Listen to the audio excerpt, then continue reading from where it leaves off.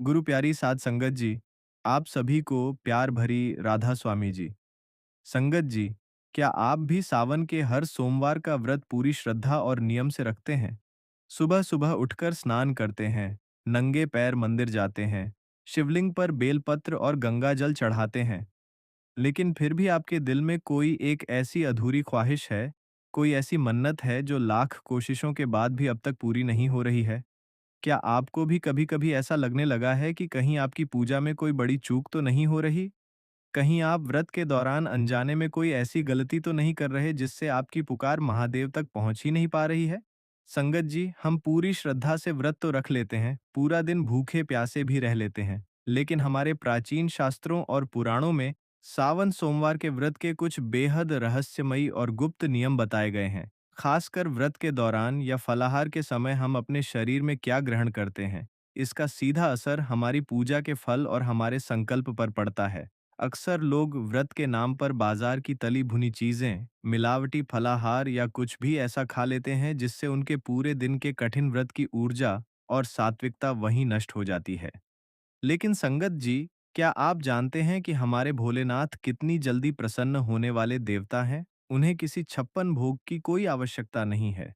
हमारे शास्त्रों में 5 ऐसी अत्यंत पवित्र, सात्विक और चमत्कारी चीजों का वर्णन किया गया है, जिन्हें अगर आप इस 24 अगस्त को सावन के अंतिम सोमवार के व्रत में शिव जी का ध्यान करते हुए अपने फलाहार में शामिल कर लें, तो ब्रह्मांड की कोई भी शक्ति आपकी इच्छा पूरी होने से नहीं रोक सकती।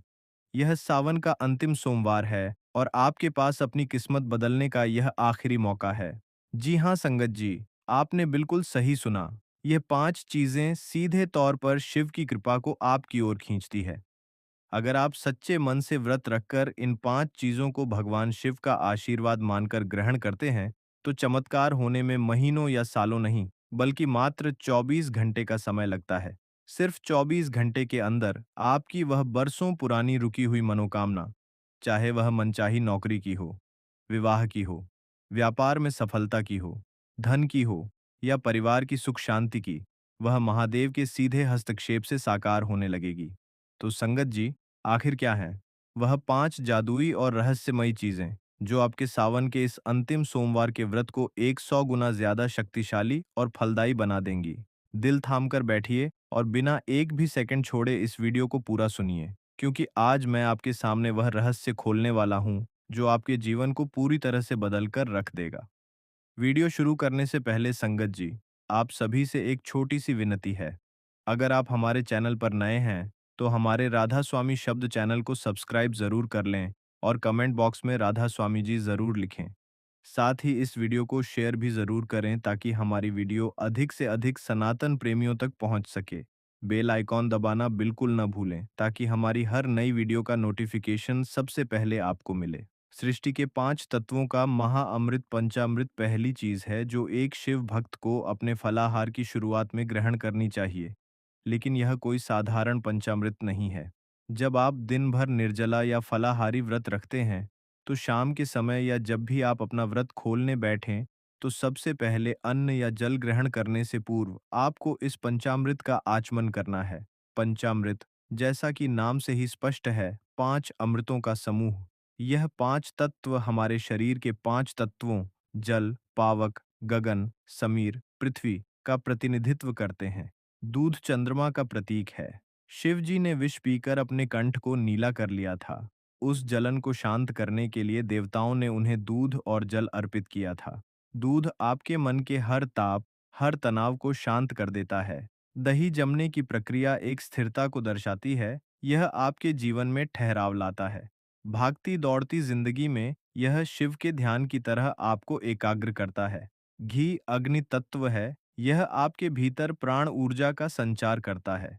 शहद कभी खराब नहीं होता, यह अमृता का प्रतीक है। यह आपकी वाणी और कर्मों में ऐसी मिठास घोल देता है कि ब्रह्मांड की सकारात्मक शक्तियों को आपकी ओर आकर्षित करने लगता है। शक्कर आनंद का प्रतीक है। शिव जो ब्रह्मानंद में लीन है, यह शक्कर उसी आनंद की एक बूंद है। इसे ग्रहण करने की विधि यह है संगत जी, कि जब आप शिवालय से लौटें तो शिवलिंग को स्पर्श कर चुका थोड़ा सा पंचामृत अपने साथ एक पात्र में ले आएं। घर आकर किसी शांत कोने में बैठ जाएं। अपनी दाहिनी हथेली को गोकर्ण मुद्रा गाय के कान के आकार में बनाएं और उसमें थोड़ा सा पंचामृत डालें। अब अपनी आंखें बंद कर लें।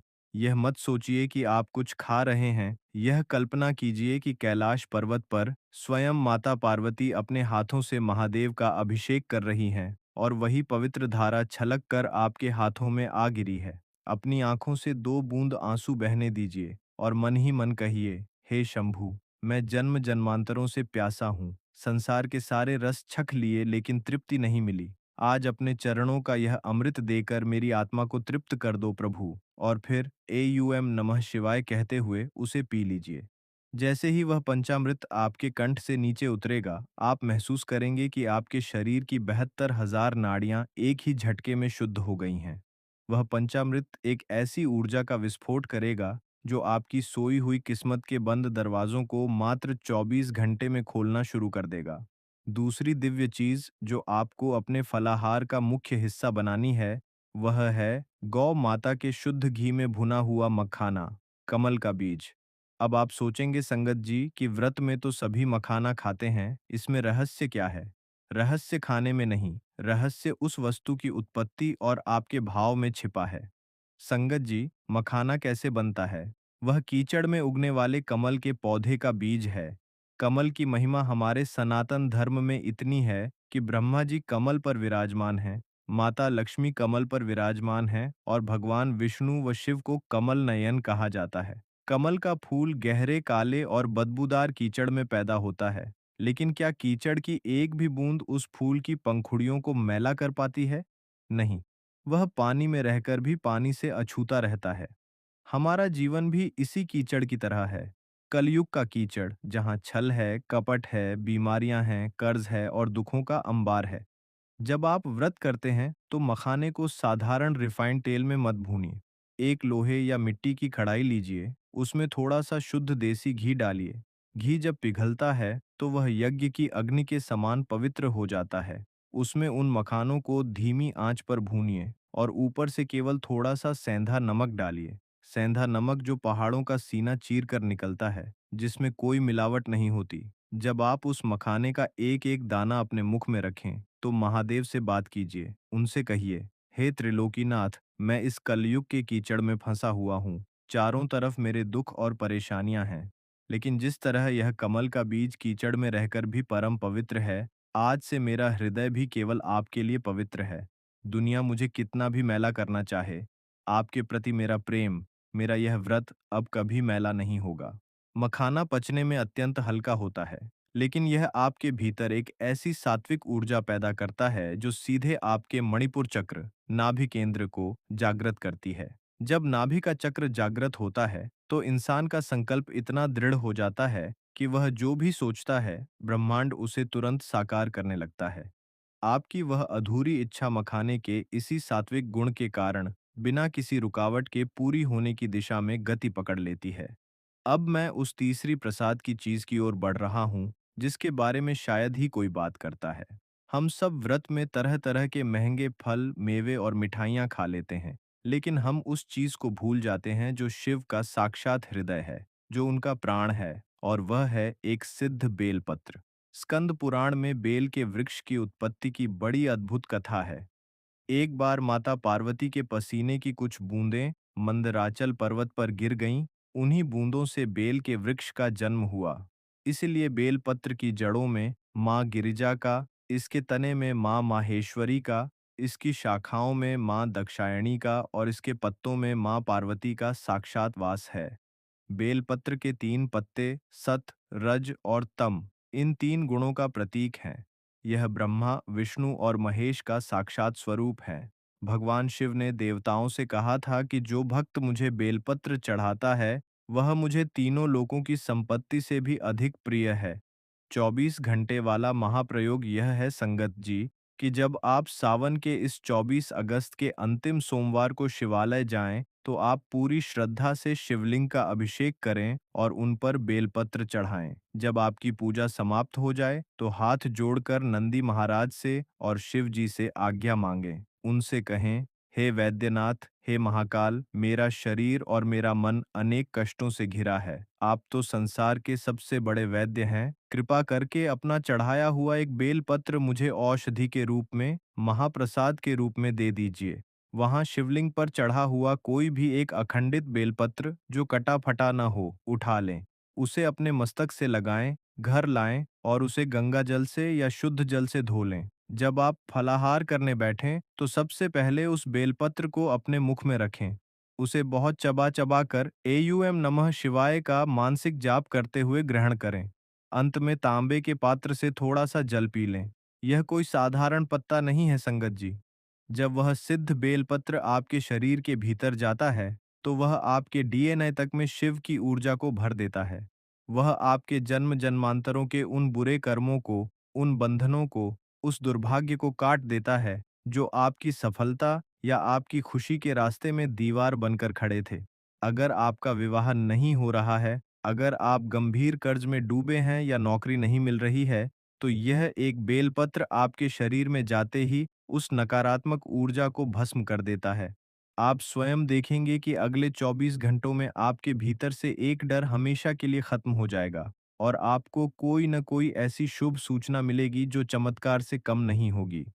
व्रत की इस अलौकिक श्रृंखला में चौथी चीज जो आपको ग्रहण करनी है, वह है सूर्य के प्रकाश और जल तत्व से परिपूर्ण ताजे फल और उसके साथ भगवान शिव की अत्यंत प्रिय मिश्री। संगत जी, व्रत में डिब्बा बंद फलों का रस या कई दिनों से फ्रिज में रखे हुए फल कभी ना खाएं। उनमें प्राण ऊर्जा समाप्त हो चुकी होती है।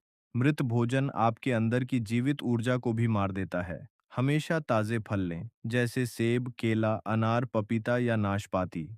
फल सीधे प्रकृति से आते हैं, वे माता भूमि का आशीर्वाद होते हैं। लेकिन यहाँ एक बहुत गहरा रहस्य है संगत जी। फलों के साथ आपको कुछ दाने मिश्री के जरूर रखने हैं। मिश्री का शिव पूजा में एक अत्यंत विशेष और गुप्त स्थान है। रावण, जो भगवान शिव का परम भक्त था, जब वह शिव तांडव स्तोत्र का पाठ करता था, तो कहा जाता है कि वह शिव को प्रसन्न करने के लिए मिश्री अर्पित करता था। मिश्री की तासीर अत्यंत ठंडी होती है।